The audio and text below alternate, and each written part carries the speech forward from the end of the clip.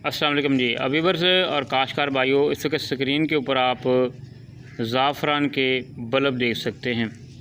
तो ज़ाफ़रान की काश्त जो है वो अक्टूबर नवंबर के महीने में की जाती है। तो इसकी काश्त के लिए ये सीड अवेलेबल है, इन्हें बल्ब कहते हैं।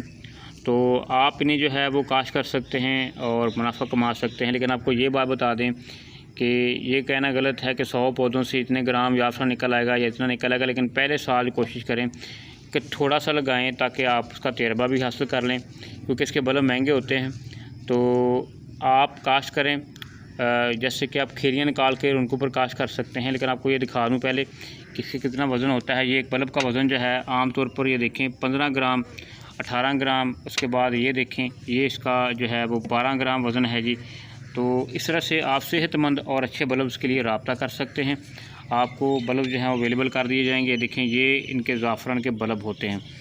तो ये 10 ग्राम से लेकर 18 ग्राम तक जो बल्ब अवेलेबल हैं, तो ये आप मंगवा सकते हैं। ऑल पाकिस्तान डिलीवरी है। ये आप देख सकते हैं 13 ग्राम 18 ग्राम 12 ग्राम 15 ग्राम।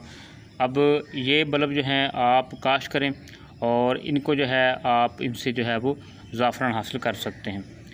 तो काश्तकार भाई और व्यूअर्स, आपको फिर अब बात बता दें कि अगर आपने काश्त करना है तो पहले साल थोड़ा सा लें और उसे काश्त करके उसके ऊपर अपनी मैनेजमेंट सेट करें।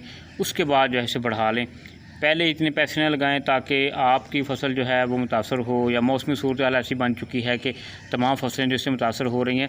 तो लिहाजा अगर आप ज़ाफ़रान भी काश्त करना चाहते हैं तो आप उसे जो है वो इस हिसाब से करें ताकि आपको मसला ना हो।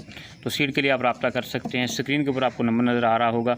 ऑल पाकिस्तान डिलीवरी है और ये आप ज़ाफ़रान के बल्ब देख सकते हैं।